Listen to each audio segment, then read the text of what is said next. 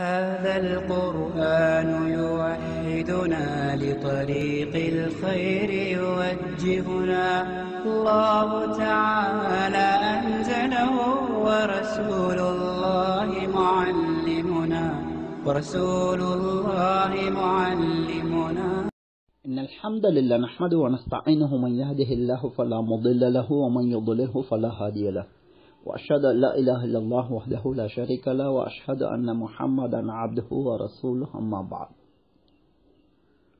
القرآن 9வது அத்தியாயத்தின் 100வது வசனத்தின் மொழிபெயர்ப்பு முன்வைக்கப்பட்டு இந்த வசனத்தின் விளக்கம் என்ன என்று கேட்கப்பட்டிருக்கின்றது.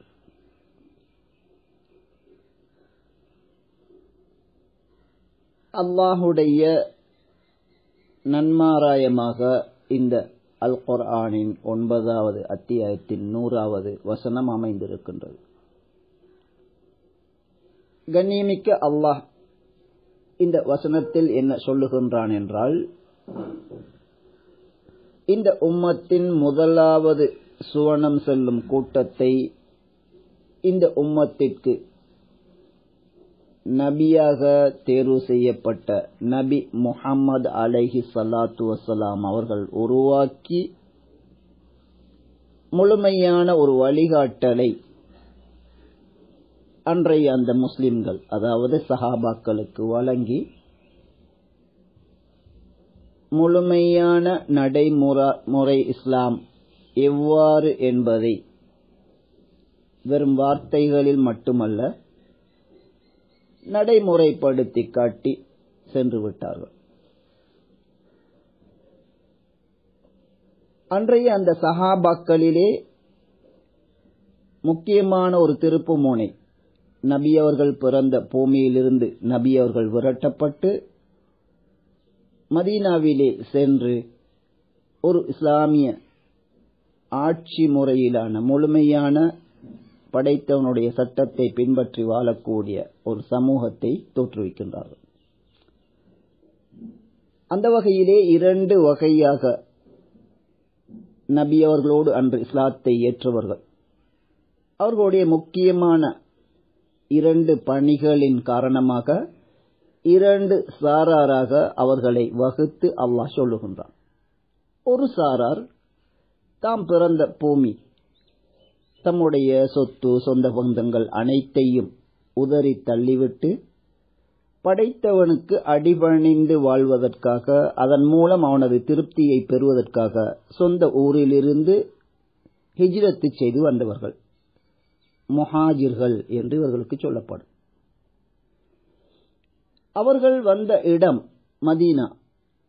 மதீனாவில் உள்ளவர்கள் இவ்வாறு ஒரு பெரும் கூட்டம் அனைத்தையும் விட்டு வந்த நிலையில், தாமே வறுமைப்பட்ட நிலையில் இருந்தாலும் கூட தாம் உண்ணாமலேயே அல்லது தமது தேவைகளை பூர்த்தி செய்யாமலேயே இவ்வாறு வந்தவர்களை கண்ணியப்படுத்துவது, அவர்களுக்கு தேவையான அத்தனை விடயங்களையும் செய்து கொடுப்பது, இவர்களே அரபு மொழியிலே அன்சார் என்று சொல்லப்படும்.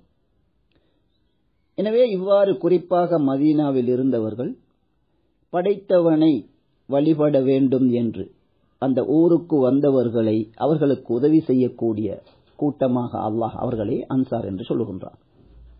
இந்த முக்கியமான 2 விடயங்கள், இந்த 2ஐயும் செய்த சாரார்களை அதிலும் இந்த வசனத்திலே அல்லாஹ் என்ன சொல்லுகின்றான் என்றால், அஸ்ஸாபிகூனல் அவ்வலூன், இஸ்லாம் கற்பிக்கின்ற நற்போதனைகள், ஒவ்வொரு மனிதனும் இவற்றை கடைபிடித்து வெற்றி பெற வேண்டும். இவற்றிலே வேகமாக முந்திக் கொண்டு ஆர்வத்தோடு செயல்படுகின்றவர்களுக்கு கண்ணியமிக்க அல்லாஹ், நாம் அனைவரும் கேள்விப்பட்டிருக்கின்றோம் அல்லவா, படைத்தவனுக்கு அடிபணிந்து அவனது திருப்தியை பெற்றவர்கள் சுவனம் நுழைவார்கள் என்றும், படைத்தவனை மறுத்து சத்தியத்தை மறுத்து நன்றி மறந்து வாழ்ந்தவர்கள் நரகம் செல்வார்கள் என்பது பொதுவாக நாம் கேள்விப்பட்டது. 3வது ஒரு சாராரை அதிகமானவர்கள் அது பற்றி அறிந்திருக்க மாட்டார்கள் என்றே நினைக்கின்றோம். அல் வாக்கியா உண்மை சம்பவம் என்ற ஒரு அத்தியாயம் அல் குர்ஆனிலே காணப்படுகின்றது. இதிலே இந்த மூன்றாவது ஒரு சாரார் பற்றி மிக விரிவாக தெளிவாக சொல்லப்பட்டிருக்கின்றது. படைத்தவனுடைய திருப்தியை பெற்று முஸ்லிமாக மரணித்தவர்கள் சுவனம் நுழைவார்கள் என்ற விடயத்தில் இருந்து அந்த நற்காரியங்களிலே முந்திக் கொள்கின்றவர்கள், போட்டி போட்டு பிறரை முந்திச் செல்லுகின்றவர்கள் என்று ஒரு சிறந்த ஒரு கூட்டத்தை, சுவனம் செல்லும் கூட்டத்தாரில் இருந்து ஒரு கூட்டத்தை அல்லாஹ் தேர்வு செய்வான். இது ஒரு இஸ்லாத்தின் முக்கியமான விடயம், நாம் நன்றாக விளங்கிக் கொள்ள வேண்டும். சுவனம் செல்லக்கூடிய கூட்டம் இருக்கும், அதில் இருந்தும் நற்காரியங்களிலே பிறரை முந்திக் கொண்டு வேகமாக செயற்படக்கூடியவர்கள், அவர்களுக்கு தனியான அந்தஸ்து இருக்கின்றது. இவ்வாறு நல்லவர்கள் கெட்டவர்கள் என்று பிரிக்கப்பட்டதன் பிறகு அந்த நல்லவர்களில் இருந்து தனியான ஒரு கூட்டம் நற்காரியங்களிலே முந்திக் கொண்டு செயற்படக்கூடியவர்கள், அந்த கூட்டத்தை பற்றி, அதே நேரம் நல்லவர்களாக இருக்கக்கூடியவர்களை பற்றி இந்த வசனம் பேசுகின்றது. இப்போது இந்த வசனத்தின் நேரடியான கருத்தை பாருங்கள். இவ்வாறு ஹிஜ்ரத் செய்தவர்கள், ஹிஜ்ரத் செய்து வந்தவர்களுக்கு உதவி செய்த அன்சார்கள், இவர்களிலே முந்திச் சென்றவர்கள், நற்காரியங்களிலே முதலாவதாக ஹிஜ்ரத் செய்து வந்தவர்களுக்கு உதவி செய்வதில் முதலாவது முந்திக் கொண்டு உதவி செய்தவர்கள், மூன்றாவது ஒரு சாராரை அல்லாஹ் சொல்லுகின்றான், வல்லதீன தபஊஹும் பிஇஹ்சான். இவ்வாறு நற்காரியங்களை முந்திக் கொண்டு முதலாவதாக ஒரு கூட்டம் செய்து விடுகின்றது. அவர்கள் செய்த அதே நற்காரியங்களை இன்னும் ஒரு வார்த்தையில் சொல்லுவதென்றால், அல்லாஹும் அவனுடைய தூதரும் கற்றுக் கொடுத்த நற்காரியங்களை அவர்கள் செய்தது போன்று பின்னால் அவர்களை பார்த்து செய்யக்கூடியவர்கள்.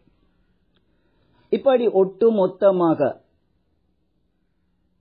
ஹிஜ்ரத் செய்தவர்களே முந்திக் கொண்டவர்கள், வந்தவர்களுக்கு உதவி செய்வதில் முந்திக் கொண்டவர்கள், இவ்வாறு அவர்கள் செய்த அந்த நற்காரியங்கள், இதனை ஒன்றோ நபியுடைய மரணம் வரும் வரைக்கும் என்றும் நாம் சொல்லலாம், மறுமை நாள் வரைக்கும் இவ்வாறான இஸ்லாம் கற்றுத்தருகின்ற நற்காரியங்களை எப்படி அந்த நபி அவர்கள் முதன்முறையாக அதனை வழிகாட்டும் போது அதனை செய்வதிலே முந்திக் கொண்டார்களோ, இதே போன்று நல்லவற்றிலே முந்திக் கொள்ளக்கூடியவர்கள், அதே நல்லவற்றை அதற்கு பின்னால் செய்யக்கூடியவர்கள். ஒட்டுமொத்தமாக இவர்களை பற்றி அல்லாஹ் சொல்லுகின்றான், அஅத்த லஹும் ஜன்னாத்தின் தஜ்ரி தஹ்தஹல் அன்ஹார். கீழால் ஆறுகள் ஓடக்கூடிய சுவனங்களை அவர்களுக்கு அல்லாஹ் தயார்படுத்தி வைத்திருக்கின்றான். ஹாலிதீன ஃபீஹா, அதிலே அவர்கள் நிலையாக அபதா எப்போதும் இருப்பார்கள். ஸாலிகல் ஃபௌஸுல் அதீம், அதுதான் மகத்தான வெற்றி என்று கண்ணியமிக்க அல்லாஹ் சொல்லுகின்றான். இந்த வசனத்தை புரிந்து கொள்வதற்கு மற்றொரு குர்ஆன் வசனத்தை நீங்கள் படித்து பாருங்கள். 98வது அத்தியாயத்தின் 7வது 8வது வசனங்கள். இங்கே சொன்ன இதே விடயத்தை அல்லாஹ் சுருக்கமான ஒரு முறையில் அல்லாஹும் தூதரும் கற்றுத்தருகின்ற நல்ல விடயங்கள், நன்றாக விளங்கிக் கொள்ள வேண்டும். இஸ்லாத்தின் சிறப்பம்சமே, இஸ்லாம் என்பது ஏனைய அனைத்து கொள்கைகளிலிருந்தும் எப்படி வேறுபடுகின்றது என்றால், இஸ்லாம் என்பது மனிதர்கள் உருவாக்கிய கொள்கை அல்ல. சில மேற்குத்தேய அறிஞர்கள் கூட முஹம்மதிசம், முஹம்மதிய கொள்கை என்று சொல்வார்கள். அது முற்றிலும் தவறானது. வானத்திலிருந்து இறக்கப்பட்டது என்பது இஸ்லாத்தின் சிறப்பம்சங்களிலே ஒன்று. எனவே இஸ்லாம் என்பது தூய்மையாக வஹி மூலம் அறிவிக்கப்பட்டதை அன்றி வேறு எதுவும் இஸ்லாம் கிடையாது. இப்போது அந்த 2வது வசனத்தை பாருங்கள். 98வது அத்தியாயத்தின் 7, 8வது வசனங்கள். இதிலே அல்லாஹ் இங்கே 9வது அத்தியாயத்தின் 100வது வசனத்தில் சொன்ன அதே விடயத்தை இந்த வசனத்திலே சொல்லுகின்றான். எப்படி சொல்லுகின்றான்? நிச்சயமாக எவர்களெல்லாம் விசுவாசம் கொண்டு அத்தோடு நற்காரியங்களும் செய்கின்றார்களோ உலாயிகஹும் ஹைருல் பரியா, அவர்கள்தான் படைப்பினத்திலேயே சிறந்தவர்கள். ஜஸாஉஹும் இந்த ரப்பிஹிம் ஜன்னாத்து அத்னின் தஜ்ரி மின் தஹ்திஹல் அன்ஹார். மேலே சொன்ன அதே போன்று அல்லாஹ் சொல்லுகின்றான், அவர்களுக்குரிய கூலி அவர்களுடைய ரப்பிடத்திலே கீழால் ஆறுகள் ஓடக்கூடிய சுவனங்களாக அவை கிடைக்கின்றன, அதிலே என்றென்றும் அவர்கள் நிலையாக இருப்பார்கள் என்று சொல்லிவிட்டு இறுதியாக அல்லாஹ் சொல்லுவதை நீங்கள் கவனிக்க வேண்டும். ரலியல்லாஹு அன்ஹும் வரது அன்ஹு ذلك لمن خشي ربه. இவ்வாறு எவர்களெல்லாம் ஈமான் கொண்டு நற்காரியங்கள் செய்கின்றார்களோ அவர்களை கொண்டு அல்லாஹ் பொருந்திக் கொண்டான், அவர்களும் அல்லாஹ்வை கொண்டு பொருந்திக் கொண்டார்கள். யாரெல்லாம் அல்லாஹ்வை பயந்து நடக்கின்றார்களோ இது அவர்களுக்கு கிடைக்கக்கூடிய கூலி என்று இந்த வசனத்திலே சொல்லுகின்றான். எனவே இப்போது நீங்கள் இறுதியாக இந்த வசனத்திலிருந்து விளங்கிக் கொள்ள வேண்டிய முக்கியமான அம்சம், யாரெல்லாம் அல்லாஹ்வை அஞ்சி உள தூய்மையோடு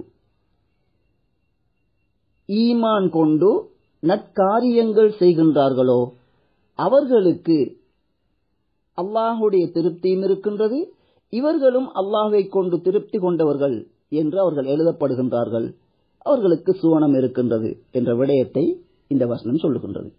எனவே இரண்டு விடயங்களை நாம் சொல்லியிருக்கின்றோம். ஒன்று, யாரெல்லாம் அல்லாஹ்வை விசுவாசம் கொண்டு அவனை பயந்து நற்காரியங்கள் செய்கின்றார்களோ அவர்கள் அனைவரையும் அல்லாஹ் அவர்களை கொண்டு திருப்தியுறுகின்றான், அவர்களுக்குரிய முழுமையான கூலியை கொடுக்கின்றான்.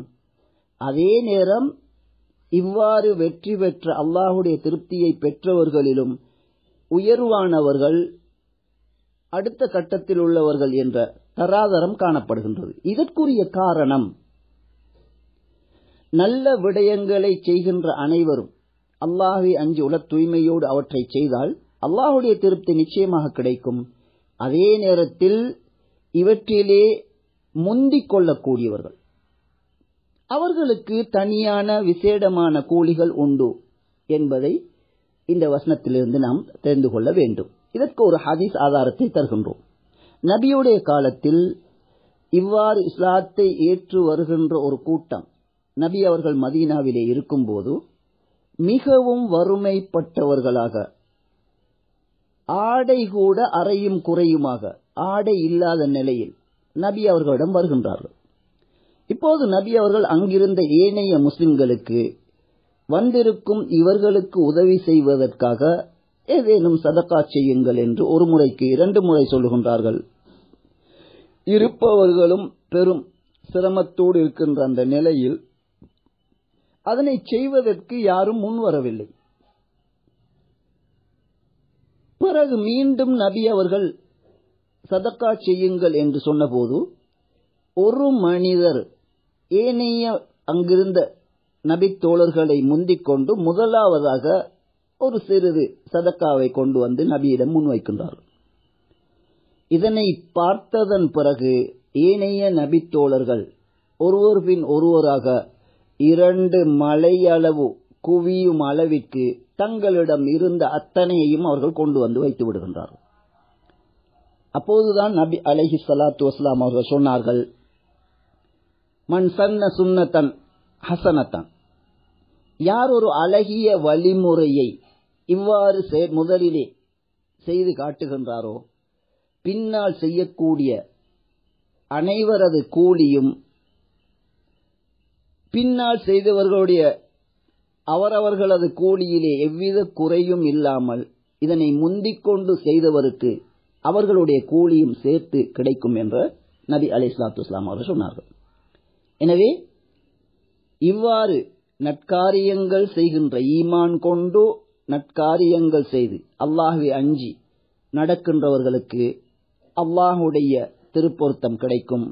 அவர்களை கொண்டு அல்லாஹும் பொருந்திக் கொள்வான், அவர்களும் அல்லாஹ்வை பொருந்தியவர்களாக ஏற்கப்பட்டு முழுமையான அவர்கள் வெற்றி அடைவார்கள், சுவனம் என்ற உயர் கூலி கிடைக்கும் என்பதை இந்த வசனம் சொல்லுகின்றது.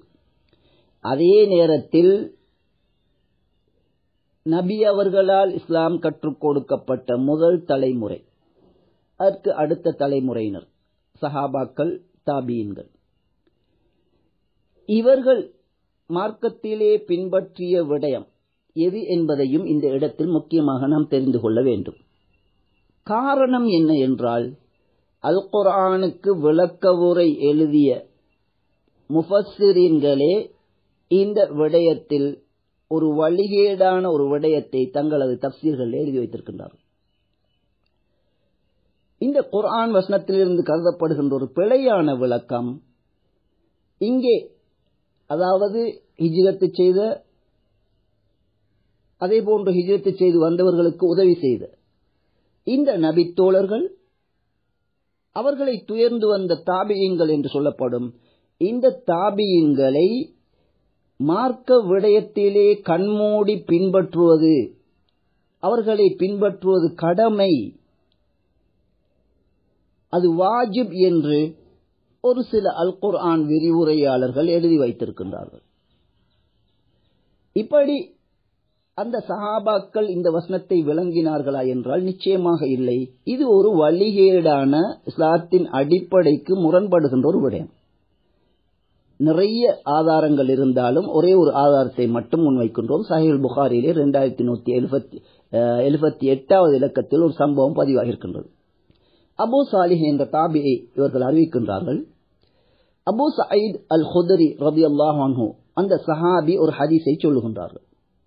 வட்டி விடயத்திலே பொற்காசுக்கு பதிலாக பொற்காசு, வெள்ளிக்காசுக்கு பதிலாக வெள்ளிக்காசு, இதிலே கொடுக்கும் போது குறைவாக, எடுக்கும் போது கூடுதலாக எடுத்தால் அது வட்டி என்ற அந்த விடயத்தை, அது பற்றிய ஹதீஸை அபூ சயீத் அல் குத்ரி ரலியல்லாஹு அன்ஹு அவர்கள் அறிவிக்கின்றார்கள். இப்போது இந்த அபூ சாலிஹ், இந்த சம்பவத்தை சொல்லக்கூடிய அபூ சாலிஹ் என்ற அந்த தாபி, அவர் இந்த அபூ சயீத் அல் குத்ரி ரலியல்லாஹு அன்ஹு அவர்களிடம் ஒரு கேள்வி கேட்கின்றார்கள். இப்படி நீங்கள் சொல்லக்கூடிய இந்த தீர்ப்பை அப்துல்லாஹ் இப்னு அப்பாஸ் ரலியல்லாஹு அன்ஹு அவர்கள் சொல்லுவதில்லையே, இதற்கு மாற்றமாக சொல்லுகின்றார்களே என்று ஒரு கேள்வியை தொடுக்கின்றார்கள். உடனே அபூ சயீத் ரலியல்லாஹு அன்ஹு அவர்கள் செய்த வேலை என்னவென்றால், ஹதீஸிற்கு மாற்றமாக வித்தியாசமாக சொல்லக்கூடிய அந்த அப்துல்லாஹ் இப்னு அப்பாஸ் ரலியல்லாஹு அன்ஹு அவர்களிடம் நேரடியாக செல்லுகின்றார்கள். சென்று கேட்கின்றார்கள், உங்களுடைய இந்த கருத்து, இதனை நீங்கள் அல்லாஹ்வுடைய வேதத்திலே நீங்கள் படித்தீர்களா, அல்லது நபி அலைஹி ஸலாத்து வஸலாம் அவர்களிடமிருந்து இது சம்பந்தமாக ஏதேனும் ஹதீஸை செவிமடுத்தீர்களா என்று உடனே அந்த அப்துல்லாஹ் இப்னு அப்பாஸ் ரலியல்லாஹு அன்ஹு அவர்களை சந்தித்து கேள்வி கேட்கின்றார்கள். இந்த கேள்வியை நாங்கள் நன்றாக கவனித்துக் கொள்ள வேண்டும். மார்க்க விடயங்களிலே சஹாபாக்களையும் தாபீன்களையும் கண்ணை மூடி பின்பற்றுவது கடமை என்று இமாம் மாத்தூரிதி என்று சொல்லப்படக்கூடிய ஹிஜ்ரி 2ஆம் ஆண்டின் கடைசி பகுதியிலே, 2ஆம் நூற்றாண்டின் கடைசி பகுதியிலே, 3ஆம் நூற்றாண்டின் முதல் பகுதியிலே வாழ்ந்த அந்த அறிஞர், அவருடைய தஃப்சீரிலே எழுதியிருக்கின்ற விடயம், அந்த சஹாபாக்களும் தாபியீன்களும் அவர்களை தக்லீத் என்ற வார்த்தையை பயன்படுத்தியிருக்கின்றார். தக்லீத் என்பது குருட்டுத்தனமாக பின்பற்றுவது. அவர்கள் செய்தது குர்ஆனிலும் ஹதீஸிலும் இருந்தாலும் சரி, இல்லாவிட்டாலும் சரி, அதனை அப்படியே பின்பற்றுவது கடமை என்று இவர் எழுதியிருக்கின்றார். இந்த வசனம் அதற்கு ஆதாரம் என்று எழுதியிருக்கின்றார். இந்த வசனம் அதற்கு ஆதாரமாக இருக்கின்றதா? இந்த இமாம் மாத்தூரிதி சொன்ன நம்பிக்கை இதே சஹாபாக்களிடம் இருந்ததா என்பதை நீங்கள் இந்த ஒரு சம்பவத்திலிருந்து புரியலாம். இதுபோன்று பல சம்பவங்கள் இருக்கின்றன. எனவே அபூ சயீத் ரலியல்லாஹு அன்ஹு அவர்கள் ஹதீஸை சொல்லுகின்றார்கள். அபூ சாலிஹ் இவர் திருப்பி கேள்வி கேட்கின்றார், உங்களை போன்ற மற்றொரு நபித்தோழர் அப்துல்லாஹ் இப்னு அப்பாஸ் ரலியல்லாஹு அன்ஹு அவர்கள் இவ்வாறு கூறுவதில்லையே, முரணாக இருக்கின்றது என்று கேட்ட உடனேயே எந்த சஹாபி ஹதீஸிற்கு மாற்றமாக சொல்லுகின்றார்கள் என்று இவர் சொல்லுகின்றாரோ அந்த சஹாபியிடம் உடனடியாக செல்லுகின்றார்கள். சென்று அவர்கள் கேட்ட விடயம், நீங்கள் சொல்லக்கூடிய கருத்து நபி அவர்களிடமிருந்து கேட்ட ஹதீஸா அல்லது குர்ஆனிலே இருக்கக்கூடிய வசனமா? இதுதான் அவர்கள் கேட்டது. சஹாபாக்கள் குர்ஆன் ஹதீஸ் அல்லாத இன்னும் ஒன்றை பின்பற்றுபவர்களாக இருக்கவில்லை. சஹாபாக்களுக்கு வஹி இறங்கவில்லை. மனிதர்கள் என்ற ரீதியிலே மார்க்க விடயங்கள் எத்தனையோ சட்டங்கள் தெரியாத மிகப்பெரிய சஹாபாக்கள் இருந்திருக்கின்றார்கள். எனவே சுருக்கம் என்ன என்றால், கண்ணை மூடிக்கொண்டு ஒரு சஹாபி ஒரு செயலை செய்துவிட்டால், சொல்லிவிட்டால், அதனை குருட்டுத்தனமாக பின்பற்றுவதற்கும் இஸ்லாத்திற்கும் சம்பந்தமே கிடையாது. இப்படியான ஒரு குருட்டுத்தனமான கொள்கையிலே சஹாபாக்கள் இருக்கவும் இல்லை, தாபியன்கள் இருக்கவும் இல்லை. இப்படியான கொள்கையை அல்லாஹ்வின் இறுதி தூதர் நபி முஹம்மது அலைஹி ஸலாத்து வஸலாம் அவர்கள் அன்றைய முஸ்லிம்களிலே எவருக்கும் கற்றுக் கொடுக்கவில்லை. எனவே இவ்வாறு கேள்வி கேட்கப்பட்ட அப்துல்லாஹ் இப்னு மஸ்ஊத் ரலியல்லாஹு அன்ஹு அவர்கள் எவ்வளவு பக்குவமாக பண்பாக பதில் சொல்லுகின்றார்கள் என்றால், அதில் எதனையுமே நான் சொல்ல மாட்டேன். அதாவது நபியிடமிருந்து ஹதீஸை கேட்டேன் என்றும் நான் சொல்ல மாட்டேன், குர்ஆனிலே இப்படி வசனம் இருக்கின்றது என்றும் நான் சொல்ல மாட்டேன். ஏனென்றால் நபி அலைஹி ஸலாத்து வஸலாம் அவர்களுடைய ஹதீஸை என்னை விட நீங்கள் அறிந்தவர்கள் என்று வயதிலே மூத்த அபூ சயீத் அல் குத்ரி என்ற சஹாபியை பார்த்து இளம் சஹாபியான அப்துல்லாஹ் இப்னு மஸ்ஊத் ரலியல்லாஹு அன்ஹு அவர்கள் பண்பாக அழகாக பதில் சொல்லுகின்றார்கள். சொல்லிவிட்டு சொல்லுகின்றார்கள், நான் நேரடியாக நபியிடம் கேட்கவில்லை. உசாமா அவர் நபியிடம் கேட்டதாக எனக்கு சொன்ன ஹதீஸ், அதாவது கடனுக்கு எடுக்கின்ற போது அதிலே கூடி குறைந்தால் அதிலே வட்டி என்பது கிடையாது, வட்டி ஏற்பட மாட்டாது என்று உசாமா ரலியல்லாஹு அன்ஹு அவர்கள் சொன்ன ஹதீஸ் தான் எனக்கு தெரியும் என்று ஹதீஸை சொல்லுகின்றார்கள். நபியுடைய ஹதீஸை சொல்வதில் கூட தன்னை விட வயதில் மூத்தவரை நோக்கி ஹதீஸ்களை எங்களை விட நீங்கள் தான் அறிந்தவர்கள் என்று தான் அறிந்திருந்த ஒரு ஹதீஸை கூட இன்னும் ஒருவர் மூலம் கேள்விப்பட்டதன் காரணமாக மார்க்கத்திலே குர்ஆன் ஹதீஸ் அல்லாத ஒன்றை பின்பற்ற வேண்டும் என்ற நிலைப்பாட்டில் எந்த ஒரு சஹாபியும் இருக்கவில்லை. சஹாபாக்களுக்கு அல்லாஹ் அதே போன்று அல்லாஹுடைய தூதர் கற்றுக் கொடுத்த மார்க்கம், அதாவது குர்ஆனும் நபி அலைஹி ஸலாத்து வஸலாம் அவர்களும் கற்றுக் கொடுத்த மார்க்கம், இத்தபிஉ மா உன்ஸில இலைக்கும் மிர் ரப்பிக்கும், உங்களது ரப்பிடமிருந்து இறக்கப்பட்டதை நீங்கள் பின்பற்றுங்கள் என்பதுதான் அந்த மார்க்கமாகும். எனவே இந்த குர்ஆன் வசனத்திலிருந்து நாம் மிக தெளிவாக விளங்கிக் கொள்ள வேண்டிய விடயம், இஸ்லாம் கற்பித்து தருகின்ற நற்காரியங்கள் ஒன்றோ அது அல் குர்ஆனாக இருக்கும் அல்லது சஹீஹான ஹதீஸாக இருக்கும். இது அல்லாத மூன்றாவது ஒன்று கிடையாது. இந்த நற்காரியங்களை தெரிந்து கொண்டு அதிலே முதலாவது நாம் முந்திக் கொள்ள வேண்டும். அதன் பிறகு செய்யக்கூடியவர்களுக்கும் அல்லாஹ்வை அஞ்சி விசுவாசம் கொண்டு அல்லாஹ்வை அஞ்சி நற்காரியங்கள் செய்தால் மர்மை நாள் வரைக்கும் தோன்றக்கூடிய அந்த அனைத்து முஸ்லிம்களையும் அவர்களை பற்றி அல்லாஹ் சொல்லுகின்றான், ரலியல்லாஹு அன்ஹும் வ ரது அன்ஹும். அந்த முஸ்லிம்களை கொண்டு அல்லாஹ் திருப்தி அடைகின்றான், அவர்களையும் அல்லாஹ்வை கொண்டு திருப்தி அடைந்த நல்லவர்களாக பதிவு செய்து அனைவருக்கும் சுவனத்தை கொடுக்கின்றான். அதே நேரம் சுவனம் செல்லக்கூடியவர்களில் இவ்வாறு நன்மையான காரியங்களை ஏனையவர்களை விட முந்திக் கொண்டு யார் செய்கின்றார்களோ அவர்களுக்கு விசேடமான அந்தஸ்தையும் கூலியையும் அல்லாஹ் கொடுக்கின்றான். ஒட்டு மொத்தத்தில் வஹியை மட்டும் பின்பற்ற வேண்டும். வஹி மூலம் நிரூபணமான நற்காரியங்களை செய்வதிலே ஒருவருக்கொருவர் போட்டி போட வேண்டும் என்ற விடயத்தை இந்த வசனம் சொல்லுகின்றது. இது அல்லாமல் வஹியை பின்பற்றிய முதலாவது தலைமுறையினர் சஹாபாக்களுக்கு நாம் எப்போதும் அல்லாஹ் அவர்களை பொருந்திக் கொண்டவர்கள் என்று சொல்வோம். அப்படி நாம் நம்ப வேண்டும். அதே நேரத்தில் அந்த சஹாபாக்கள் மனிதர்களாக அவர்கள் செய்த விடயங்கள், தாபீன்கள் அவர்கள் செய்த விடயங்கள், இந்த விடயங்களிலே கண்ணை மூடிக்கொண்டு தக்லீத் செய்வது கடமை என்று இந்த இமாம் மாத்தூரிதி எழுதிய விடயம் இஸ்லாமிய அகீதாவிற்கு முரணானது. அது பற்றி தனியாக விவரிக்க வேண்டும். அதற்குரிய இடம் இங்கே கிடையாது. சுருக்கமாக தெரிந்து கொள்ளுங்கள். வஹியை மட்டும் பின்பற்றுவதே நேர்வழியாகும். அந்த விடயத்தை தான் இந்த வசனம் சொல்லுகின்றது. இந்த வசனத்தை புரிந்து கொள்வதற்கு நாம் எடுத்து சொன்ன அடுத்த குர்ஆன் வசனம், இதனை பயன்படுத்த வேண்டும். குர்ஆனுக்கு விளக்கமாக ஏனைய குர்ஆன் வசனங்களையும் ஹதீஸ்களையும் வைத்து நாம் விளங்க வேண்டுமே ஒழிய, இவ்வாறு தஃப்சீர் என்ற பெயரில் எவ்வளவு பெரிய அறிஞராக இருந்தாலும் குர்ஆன் ஹதீஸிலே இல்லாத ஒன்றை கொண்டு குர்ஆன் வசனத்தை அந்த வசனத்திற்கு முரணாக விளக்கம் கொடுப்பது, நம்புவது மிக பிழையானதாகும். குர்ஆனும் ஹதீஸும் அல்லாத ஒன்றை சஹாபாக்கள் இது மார்க்கம் என்று அவர்கள் ஏற்றுக்கொள்ளவில்லை. அந்த சஹாபாக்களும் வஹியைத்தான் பின்பற்றினார்கள். வஹியை மட்டுமே நாம் பின்பற்ற வேண்டும். இதுவே இந்த வசனத்திலிருந்து தெளிவாக நாம் புரிந்து கொள்ள வேண்டிய விளக்கமாகும்.